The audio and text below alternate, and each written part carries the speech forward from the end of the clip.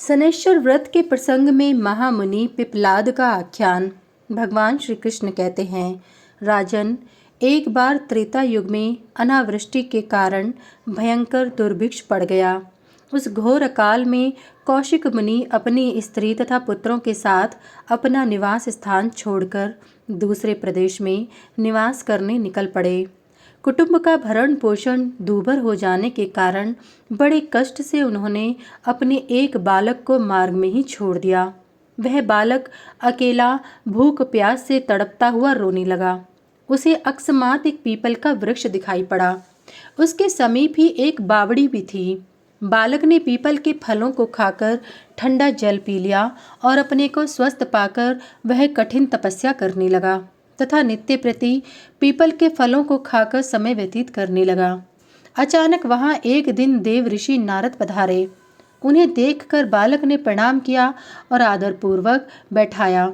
दयालु नारद जी उसकी अवस्था, विनय और नम्रता को देखकर बहुत ही प्रसन्न हुए और उन्होंने बालक का मौंजी बंधन आदि सब संस्कार कर पदक्रम रहस्य सहित वेद का अध्ययन कराया तथा साथ ही द्वादक्षर वैष्णव मंत्र ओम नमो भगवते वासुदेवाय का उपदेश दिया।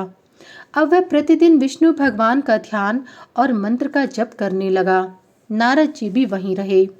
थोड़े समय में ही बालक के तप से संतुष्ट होकर भगवान विष्णु गरुड़ पर सवार हो वहां पहुंचे। देव ऋषि नारद के वचन से बालक ने उन्हें पहचान लिया। तब उसने भगवान में दृढ़ भक्ति की मांग की। भगवान ने प्रसन्न होकर ज्ञान और योग का उपदेश प्रदान किया और अपने में भक्ति का आशीर्वाद देकर वे अंतर्धान हो गए। भगवान के उपदेश से वह बालक महाज्ञानी महर्षि हो गया। एक दिन बालक ने नारद जी से पूछा, महाराज, यह किस कर्म का फल है जो मुझे इतना कष्ट उठाना पड़ा? इतनी छोटी अवस्था में भी मैं क्यों ग्रहों द्वारा पीड़ित हो रहा हूँ? मेरे माता पिता का कुछ भी पता नहीं, वे कहाँ हैं? फिर भी मैं अत्यंत कष्ट से जी रहा हूँ। द्विजोत्तम, सौभाग्यवश आपने दया करके मेरा संस्कार किया और मुझे ब्राह्मणत्व प्रदान किया।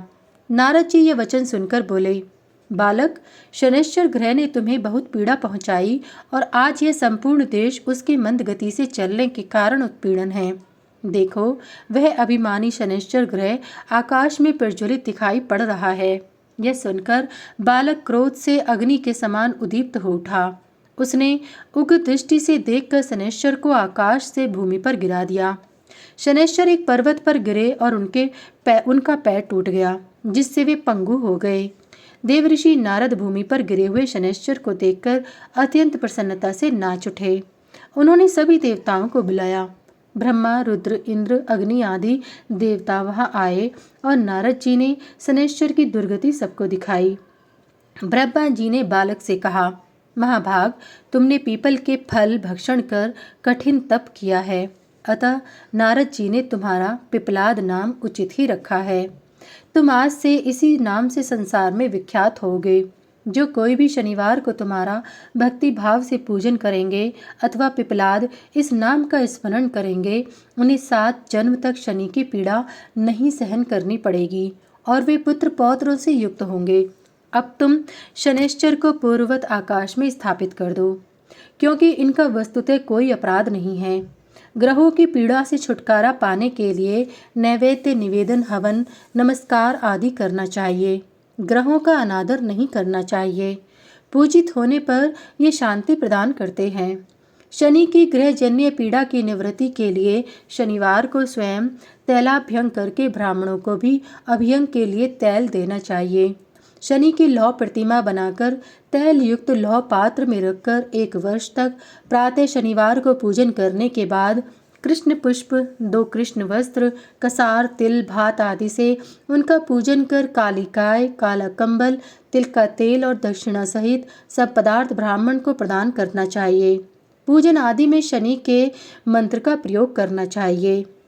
राज्य नष्ट हुए राजा नल को शनिदेव ने स्वप्न में अपने एक प्रार्थना मंत्र का उपदेश दिया था। उसी नाम स्तुतियों से उन्हें पुनः राज्य उपलब्ध हुआ था। उस स्तुति से शनि की प्रार्थना करनी चाहिए। जो भी व्यक्ति प्रत्येक शनिवार को 1 वर्ष तक इस व्रत को करता है और इस विधि से उद्यापन करता है, उसे कभी शनि की पीड़ा नहीं भोगनी पड़ती। यह कहकर ब्रह्मा जी सभी देवताओं के साथ अपने परमधाम को चले गए और पिपलाद मुनि ने भी ब्रह्मा जी के आज्ञानुसार शनैश्चर को उनके स्थान पर प्रतिष्ठित कर दिया। महामुनि पिपलाद ने भी शनि ग्रह की प्रार्थना की।